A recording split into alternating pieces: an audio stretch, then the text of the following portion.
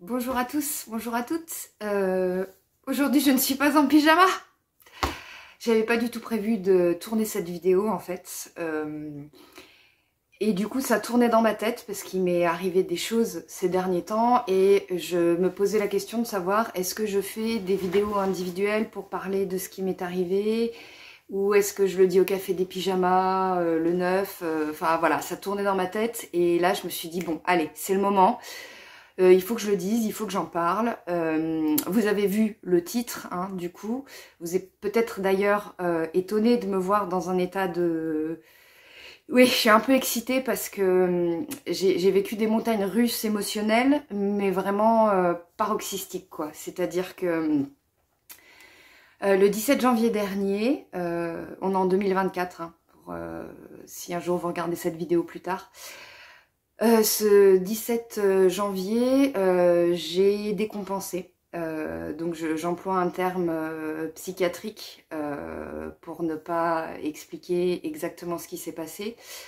Pour tout vous dire, je me suis posé la question de savoir est-ce que je raconte. D'ailleurs, j'ai tourné une vidéo quand je suis sortie de l'hôpital en expliquant les choses et ensuite je me suis dit que si c'est une vidéo publique que tout le monde peut voir, étant donné que ce que j'ai fait a eu un impact sur ma famille et sur mes proches, cette vidéo que j'ai tournée sera seulement accessible aux souscripteurs, donc en plus petit groupe. Sachez en tous les cas, parce que j'ai envie de raconter du coup ce qui s'est passé. Donc pour ceux qui ont raté les derniers épisodes de Johanna fait la queue au cras, une série Netflix pleine de suspense où une personne attend qu'on vienne faire son diagnostic. Donc je suis sur la liste d'attente du CRA depuis 13 mois et j'avais jusqu'à maintenant 2 travails. Alors en tout ça me faisait un 56% parce que je peux plus travailler à temps plein malgré le fait que financièrement ce soit compliqué. Un travail où ça se passe très bien, où j'ai fait mon coming out, donc j'ai fait une petite vidéo là-dessus si vous voulez aller voir.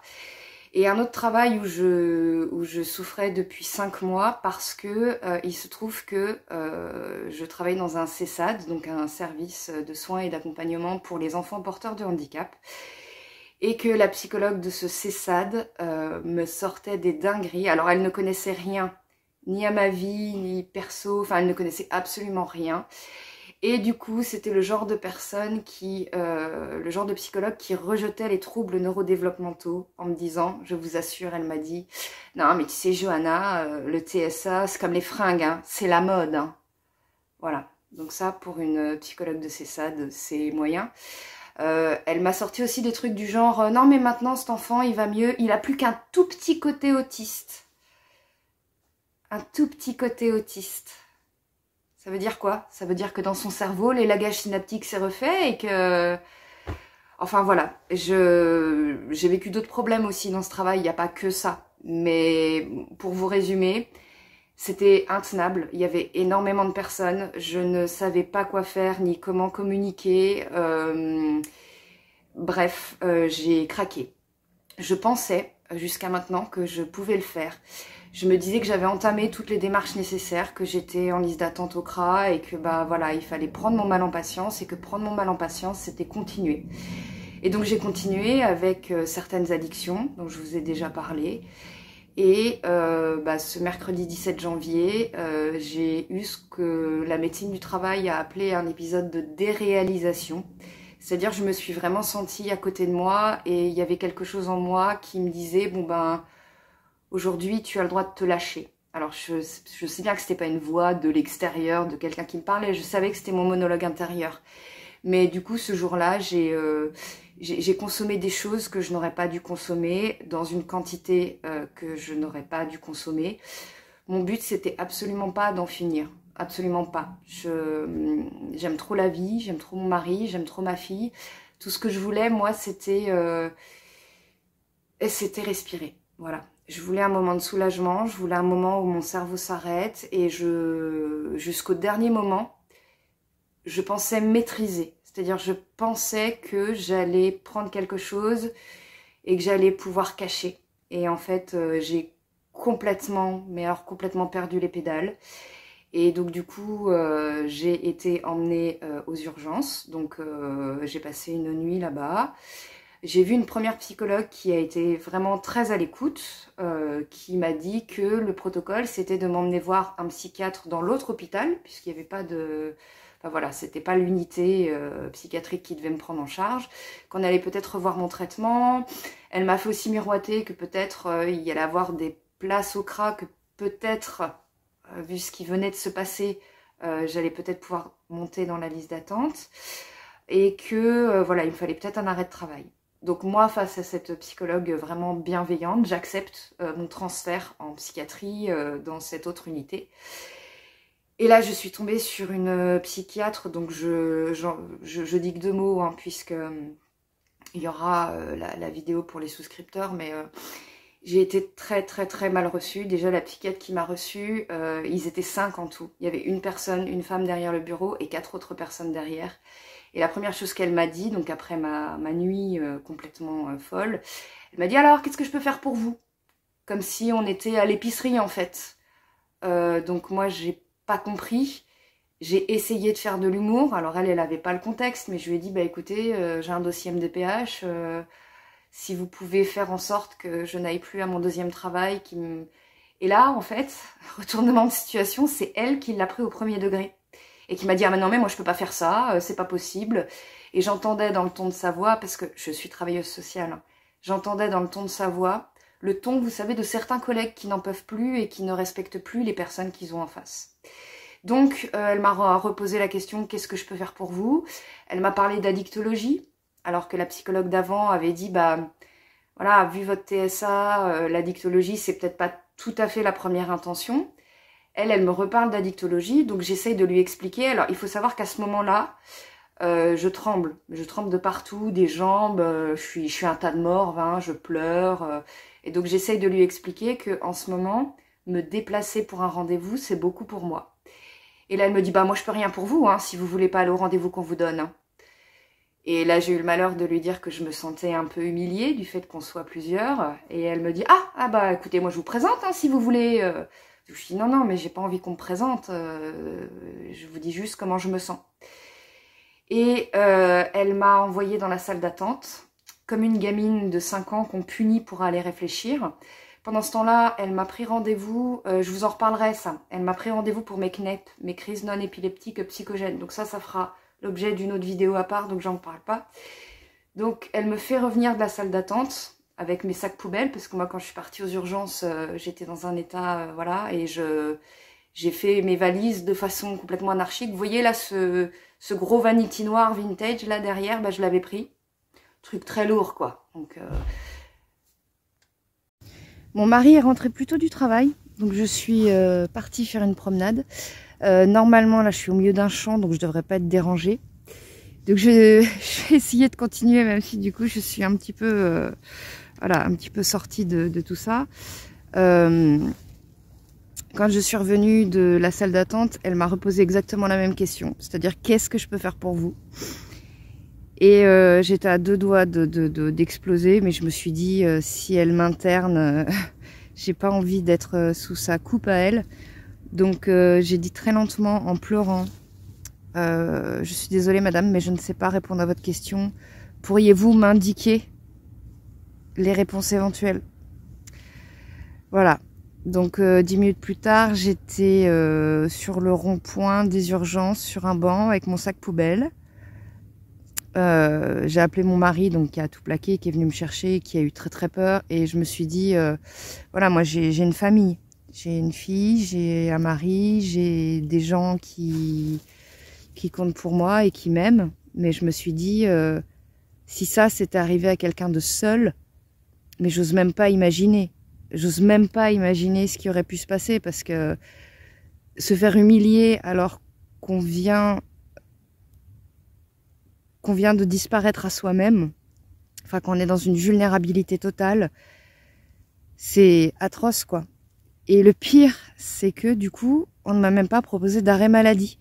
C'est-à-dire que le lendemain, donc j'ai pris mon week-end de travail en fait, là où je travaille, et Je sais pas comment j'ai fait, hein. Surtout qu'en plus on a eu une situation tendue. Alors comme je suis tenue au secret professionnel, je peux pas vous raconter, mais en tout cas si vous êtes dans le social, sachez que voilà, on a un rapport d'incident à faire, et comme c'était moi la référente de la situation, ben l'incident c'est moi qui ai géré. Je suis rentrée ce dimanche soir, mais j'étais dans un état, mais j'étais plus moi-même, quoi. Et donc le mardi est arrivé, et là j'ai vraiment craqué, enfin recraqué. Ce jour-là j'ai oublié de manger, en plus le collège m'a appelé, ma fille était malade, les chats avaient fait pipi et caca partout, enfin voilà, donc je suis allée au travail et j'avais consommé quelque chose, et en plus de ça j'avais oublié de manger parce que j'étais dans un état où j'oubliais tout en fait. Et là je me suis dit mais c'est plus possible, quoi. Donc le lendemain, le mercredi, je voyais la psychologue de ma fille au départ pour faire ce qu'on appelle de la guidance parentale, c'est-à-dire elle m'aide en fait à prendre soin de ma fille qui est autiste. Et quand je lui ai raconté en fait ce qui s'était passé, elle m'a dit que c'était pas normal, effectivement, ça m'a rassurée. Et donc là, elle m'a dit, il faut absolument que vous preniez rendez-vous chez votre médecin traitant, et il faut absolument que vous vous arrêtiez parce que là, c'est plus possible. Je le réalisais, hein. J'avais déjà bien assez honte de ce que j'avais fait. Donc j'ai galéré à avoir ma médecin traitant parce qu'il n'y a pas de créneau d'urgence. Apparemment, il faut attendre minuit pour prendre un créneau. J'ai finalement réussi à l'avoir par texto, voilà, SOS. Donc elle m'a arrêté quelques semaines. Et hier, j'ai eu rendez-vous avec la médecine du travail du CESAD. Donc j'avais demandé en amont à avoir un rendez-vous avec la médecine du travail à ma demande. À l'époque où je pensais tenir, à l'époque où je me disais, voilà, ça va le faire. Je souhaitais aussi des aménagements, comme pour ma précédente visite à la médecine du travail. Sauf que là, j'étais plus du tout dans une vision d'aménagement puisque j'en pouvais plus. J'ai écrit, de la même manière que j'avais fait la première fois, j'ai écrit à la médecin du travail toutes les choses factuelles qui m'arrivaient, que ce soit au niveau des symptômes, de tout ce qui m'affectait. Et ça, c'est quelque chose que je peux vous conseiller quand vous avez un rendez-vous médical où il y a un énorme enjeu et que vous sentez que peut-être vous n'allez pas pouvoir vous exprimer. Emmenez, que ce soit une note manuscrite, un document Word, moi j'ai carrément emmené mon ordi pour lui montrer, où vous listez en fait toutes les choses qui vous arrivent et qui ne sont plus tolérables. Je suis tombée sur une médecin très compréhensive qui va prononcer bientôt une inaptitude pour ce poste. Donc je vais être licenciée. Voilà. Autre chose, suite au rendez-vous avec la psychologue de ma fille, j'ai eu un rendez-vous en urgence au CMP, donc au centre médico-psychologique. Peut-être que certains d'entre vous y sont déjà et connaissent. J'ai rencontré donc une infirmière psychiatre qui a réussi à m'avoir un rendez-vous donc avec un psychiatre au mois d'avril. Alors c'est un peu loin, sauf que j'ai de la chance parce que quand elle m'a dit le nom de cette psychiatre, le nom m'était très familier et je savais pas pourquoi. Et en fait je suis allée voir et effectivement c'est la psychiatre du CRA. Waouh! On a les victoires qu'on peut, hein. Donc voilà, je suis très honorée d'être reçue par cette psychiatre du CRA. Je suis pas dans une perspective de me dire que peut-être je vais pouvoir griller les étapes, parce que suite à ça, moi j'avais écrit au CRA en disant ce qui m'était arrivé, et voilà. Et on m'a répondu que non seulement on pouvait pas faire passer les personnes avant les autres, mais qu'en plus de ça, la liste s'était encore allongée. Donc moi qui pensais passer dans à peu près 5 mois, non, finalement ce sera peut-être encore 10 voire 11, puisque là ils en sont à 2 ans d'attente. Donc là je suis plus du tout dans un objectif de me dire je vais passer au CRA le plus vite possible. Là je suis dans un objectif de me dire je veux aller mieux en fait. Je ne veux plus redevenir folle. Donc le CESAD va s'arrêter et ça va être bien. D'ailleurs il y a ma chef qui me harcèle, qui veut savoir ce que j'ai et je ne sais pas. Je sais pas en fait si je peux lui dire, parce que moi si j'attendais aussi le CRA, c'était pour avoir un diagnostic formel, parce que voilà, comment dire à des personnes dont je vous ai parlé, qui disent ah le TSA c'est comme les fringues, c'est à la mode, comment dire, bah écoutez, je suis votre salarié, j'ai été mis en inaptitude parce que j'ai un TSA. Et en même temps, peut-être que ça pourrait leur faire du bien, j'en sais rien. Donc là, voilà, j'en suis là. Ma chef m'a envoyé un texto, elle aimerait vraiment savoir, je ne sais pas quoi lui répondre. Tout ce que je sais là, c'est que j'ai donc 2 semaines d'arrêt. Et que pendant ces 2 semaines, alors j'ai envie de tourner plein de vidéos, vraiment, j'ai écrit des vidéos. Là, ma prochaine, ce sera une vidéo sur la vidéo de Laura Lone qui présente son syndrome d'Asperger et tous les messages de haine qu'elle s'est pris. Ça m'a touchée, donc il y aura une vidéo là-dessus qui va du coup dézinguer les clichés sur l'autisme grâce aux commentaires des haters. Mais là, le but, c'est de... Alors, on m'a conseillé des balades en nature, hein, et ça, je sais qu'effectivement, il faut. Là, vous voyez, je vous montre juste la chance que j'ai. Voilà, donc là, je suis partie... alors, pas très longtemps aujourd'hui, parce que j'ai ma fille à aller chercher à la danse après. Mais j'ai prévu tous les jours de faire mes rituels. D'ailleurs, j'ai écouté une vidéo sur les rituels qui marchent pour les TDAH et je vous assure que ça marche et je vais vous en faire une vidéo, mais ça va changer votre vie. Donc voilà, je suis dans un état un peu d'entre-deux où j'ai l'impression que je suis, vous savez, comme quelqu'un qui a fait naufrage et qui a nagé pendant longtemps et qui s'est dit je vais crever et qui d'un seul coup arrive sur le rivage et qui se dit waouh, je suis encore en vie quoi. J'ai cette sensation presque d'avoir gagné au loto parce que je m'étais tellement dit que je devais le faire. Vous voyez, je m'étais tellement dit, peu importe le prix, je dois le faire. En attendant le CRA, il faut que je continue parce que personne va me croire, parce que... Bah non, en fait, voilà, sans paraître démagogique, si vous vous reconnaissez un petit peu dans cette souffrance que j'évoque, sans forcément la montrer visuellement, parce que je sais que là, j'ai pas tout à fait l'air, mais si vous vous reconnaissez dans cette souffrance, dans ces addictions, dans ces comportements-là, dites-vous que vous n'avez pas à attendre 2 ans le CRA. Il y a d'autres choses qui sont possibles. Donc encore une fois, allez voir votre médecin traitant, votre médecine du travail, mais j'ai envie de vous dire, ne faites pas l'erreur que j'ai faite en fait. Je sais que c'était un... Voilà, j'ai décompensé, j'ai vraiment eu un coup de folie, donc je sais que, entre guillemets, c'est pas de ma faute, mais je veux que ça arrive à personne d'autre en fait. Voilà, donc quand vous sentez que la souffrance est paroxystique, ne vous dites pas « Ah, c'est bon, les autres y arrivent, ah, mais j'ai plus que ça, attends au CRA. » Non, ne faites pas une erreur qui va faire peur à vos proches. Prenez le taureau par les cornes, quoi, parce que vous êtes trop important pour vous infliger quoi que ce soit de douloureux. Voilà, j'ai plus beaucoup de temps sur mon téléphone, donc je vais arrêter là et je reviens très vite pour des vidéos beaucoup plus construites. D'ailleurs, mes anges a vu ma vidéo, je suis trop contente, elle m'a laissé un petit commentaire sur ma dernière vidéo, donc voilà, je suis ravie. Je suis ravie, j'ai l'impression de renaître. Voilà, je suis pas encore passée au CRA, mais il y a des choses qui bougent et ça c'est bien. Bon, je vous retrouve le 9 février à 10 h sur le Café des Pyjamas et donc on va parler de burn-out autistique. Donc si vous voulez m'envoyer un mail avec ce que vous avez vécu vous, je pourrais éventuellement l'évoquer. Voilà, et je vous retrouve vendredi 9 février à 10 h. Salut!